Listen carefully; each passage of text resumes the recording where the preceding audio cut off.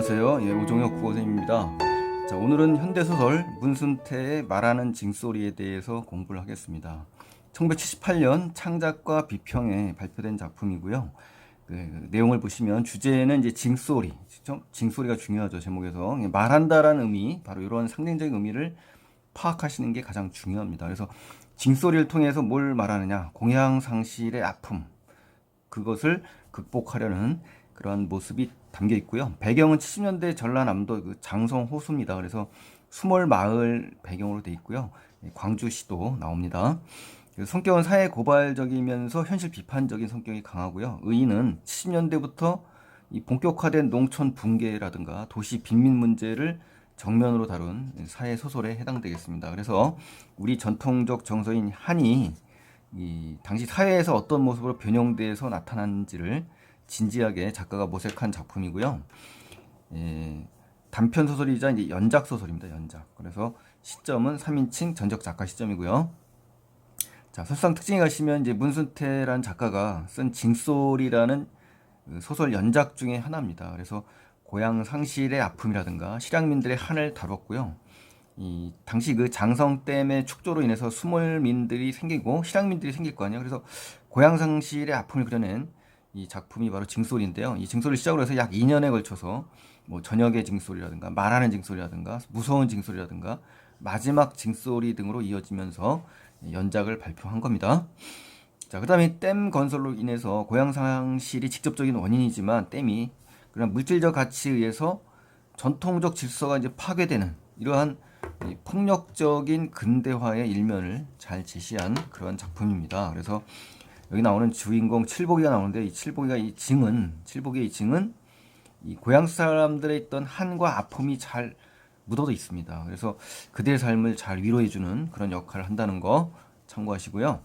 또 산업화가 지닌 이 강제성, 폭력성, 그리고 산업화의 그 이면, 그 뒷면에 담겨 있는 이 희생당하는 당시 그 농촌 사람들의 이 굴곡진 삶과 한을 아주 예리하고 사실적으로 잘 포착한 그런 작품입니다. 그래서 당시 70년대는 전통사회 붕괴 현상이 눈에 띄게 나타난 시기고요.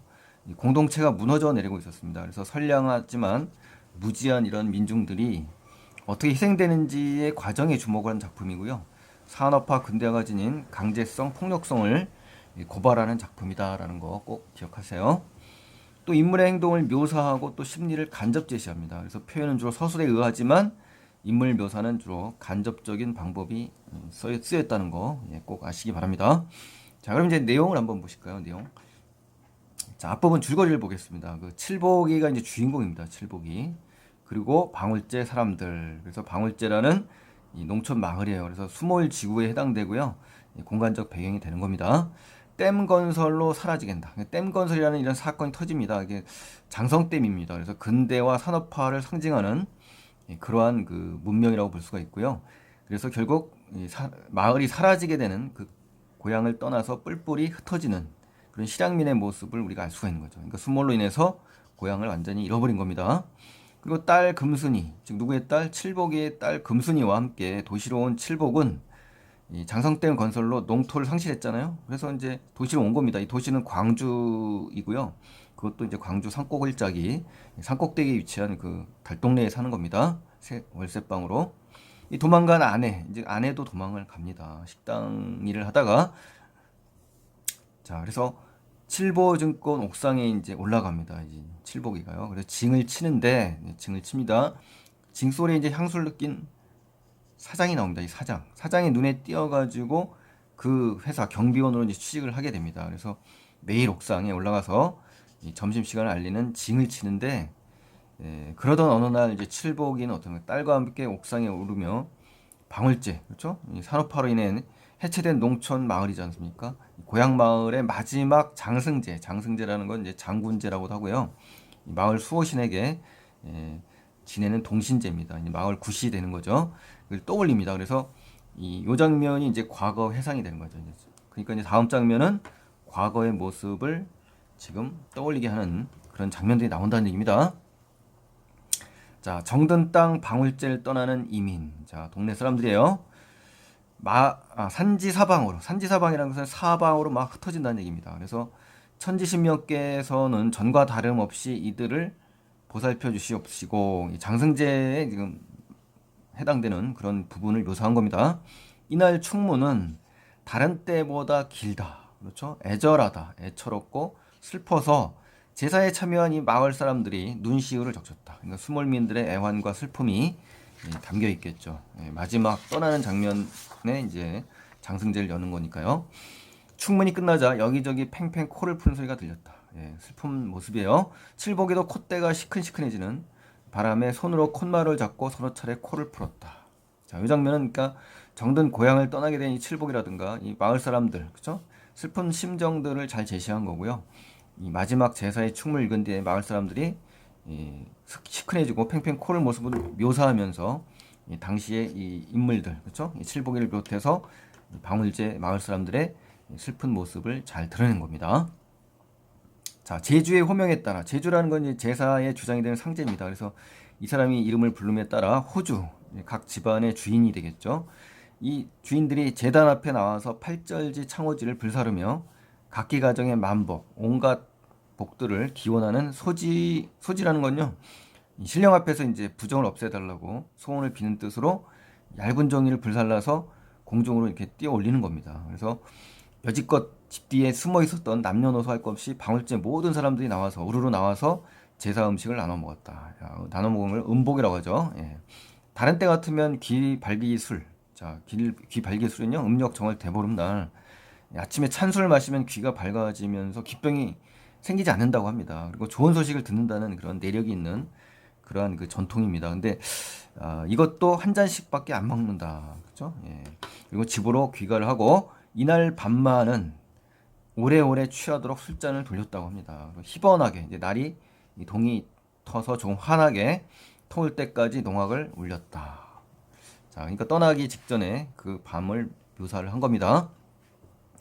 자, 방울제 사람들이 이제 정된 고향을 드디어 떠납니다. 그래서 아픔을 농악 소리로 달랜다. 그래서 농악 소리 하는 듯 밤새워 자진몰이를 울렸다. 그러니까 방울제 사람들이 어떻습니까? 멈출 줄 모르고 밤새워서 이렇게 자진몰이를 울린 것은 이 징소리를 포함해서 농악 소리가 고향을 떠나야 하는 이 방울제 사람들의 뭘 달래준다? 이 아픔, 그렇죠?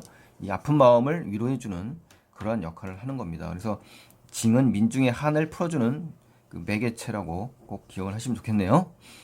또 부끄러움이 많아서 마을 앞 각시샘을 아랫땅산 쪽으로 휘어 돌아가곤 하던 이 새색시들까지도 벚꽃놀이, 이 벚꽃놀이는 이제 풍물놀이입니다. 풍물놀이. 자, 풍물놀이를 하였고 아이들마다 제 아버지나 어머니 어깨 위에 올라가서 덩실덩실 꽃나비가 되어 춤을 추었다. 이렇게 되는 겁니다. 자, 그래서 벚꽃놀이에서 이 벚꽃은 이 소고 비슷한 그런 장구, 작은 그 장구 있잖아요. 소고. 그런 것 비슷한 악기를 벚구라고 합니다. 자, 11층 옥상으로 올라가서 칠복에는 어떻습니까? 휘휘휘. 자, 음성 상징어들이 나왔죠. 의성어가 나오면서 바람을 밀어 내리는 하늘과 쫑긋쫑긋. 자, 으태어져 건물들이 솟은 도시를 한눈에 담으면서 왼손에 든 징을 머리로 힘껏 축혀 올렸다. 그러니까 이제 우리 그 징소리와 함께 자신의 한을 분출하고 응어리진 이 아픔 울분을 달래려고 하는 이 모습이 잘 제시돼 있지 않습니까? 자, 요걸 볼 때 우리 그 칠복이의 모습 속에서 징은 그 소리가 멀리까지 울려서 이 민중의 응어리진 아픔을 달래주던 이 전통적인 농악기 징을 치면서 이 아픔을 달래려는 모습입니다. 그래서 우리가 잘 알고 있는 신경림 시인의 농무 있지 않습니까? 그 농무를 통해서 어떻습니까? 당시의 그 서름과 분노와 울분을 하늘 갖다 표출하면서 승화했지 않습니까? 그런 장면과 이렇게 어울리기 때문에 한번 제가 적어 놔봤어요. 자, 징징징. 징소리의 소리죠. 칠복은 징채를 휘둘렀다. 그래서 징소리는 어때요? 바람처럼 울려 퍼졌어요. 그래서 징채를 휘두르는 칠복이의 온몸은 피돌기가 빨라지는 듯 싶었고 그는 옥상 위에서 공중이라니 껑충껑충 뛰었다는 얘기입니다. 그리고 머리끝에서 발뿌리까지 발끝의 뾰족한 부분을 발뿌리라고 해요. 한 줄기의 소리가 그의 핏줄을 타고 온몸에 퍼지는 거죠. 그러니까 고향을 잃은 이런 그 실향민들의 마음, 그리고 아내를 잃은, 그죠? 가족을 잃은 슬픔이 징소리와 함께 하늘과 땅, 천지를 향해서 어떻습니까?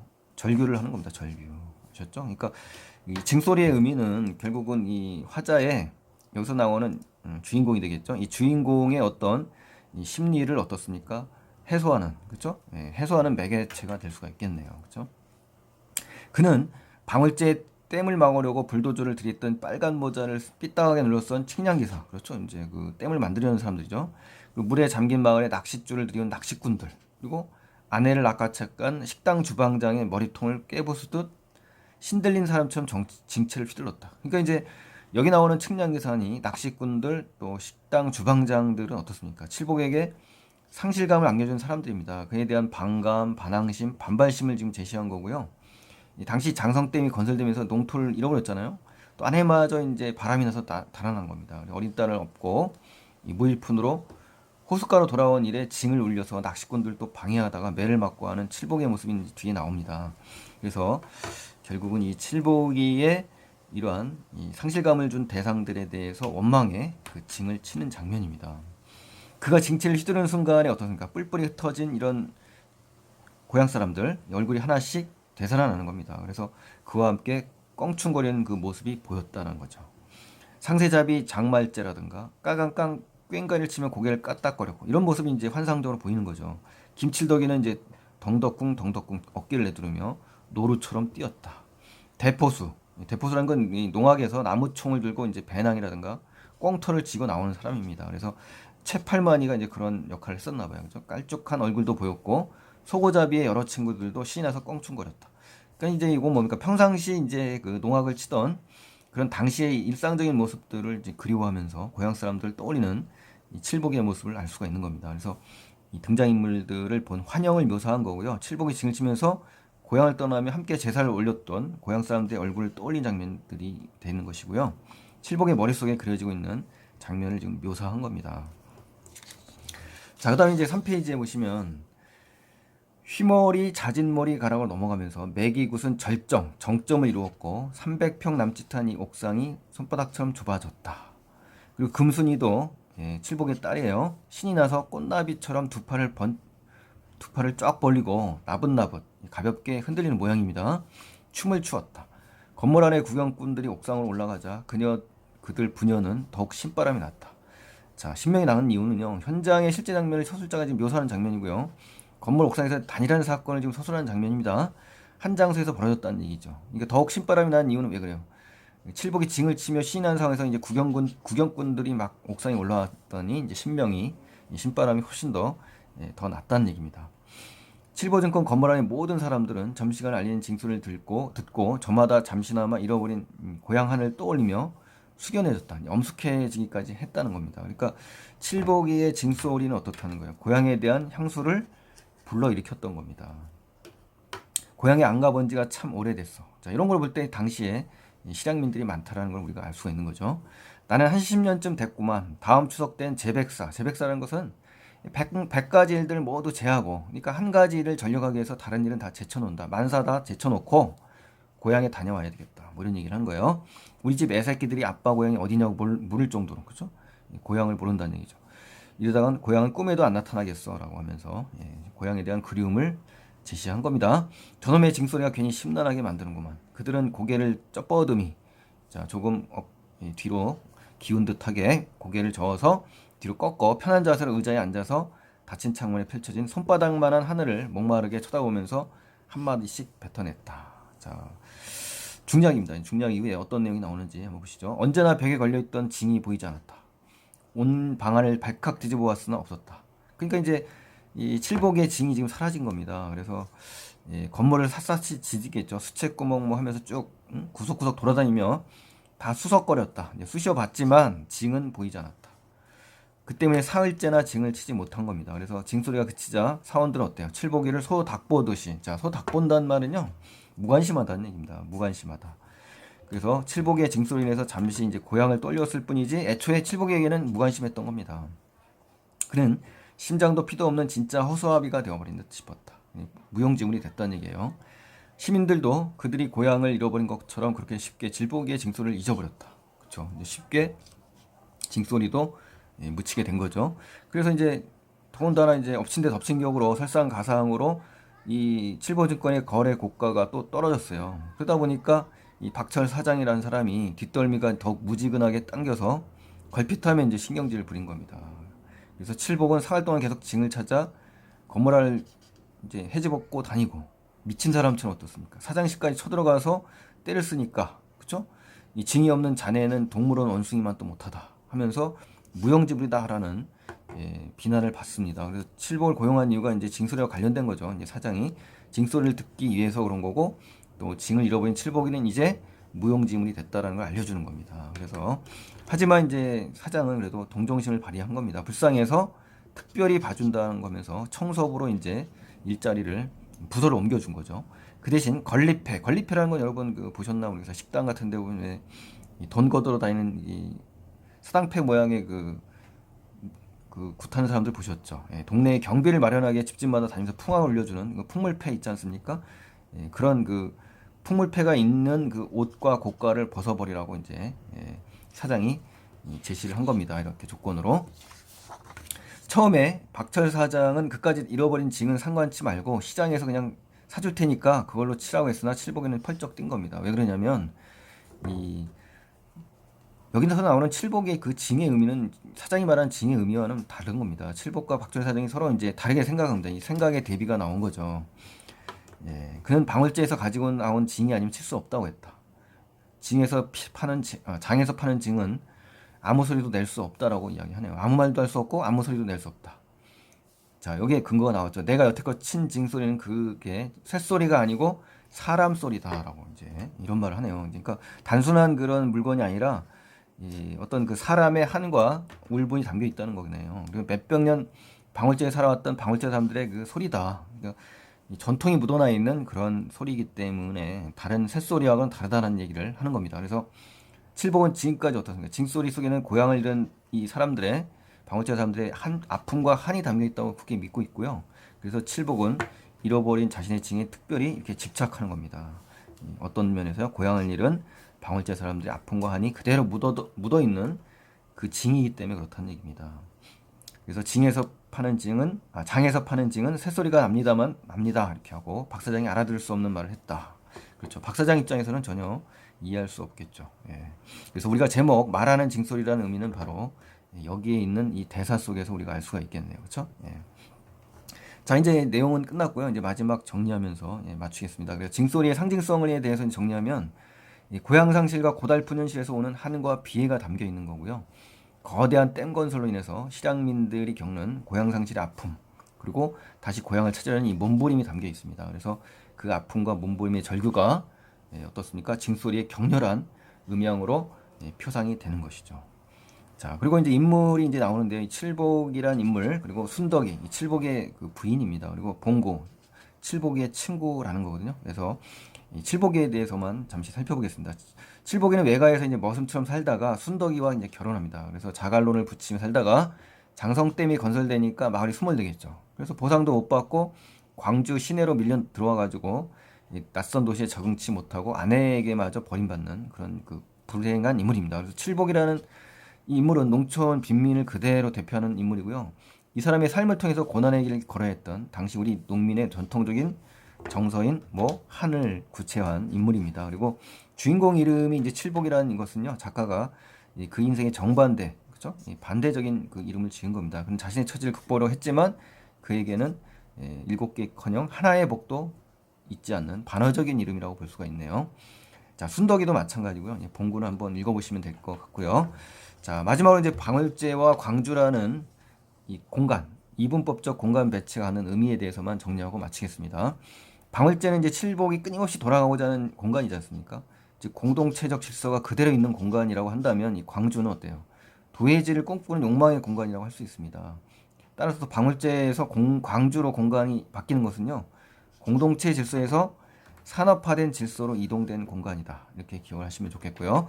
자, 오늘 이제 긴 내용 공부 잘 하셨고요. 자, 오늘 도움이 되셨다면 구독 버튼 안 누르신 분들은 구독 버튼 눌러주시고 좋아요 버튼 눌러주시면 고맙겠습니다. 다음 시간에 또 뵙겠습니다. 고맙습니다.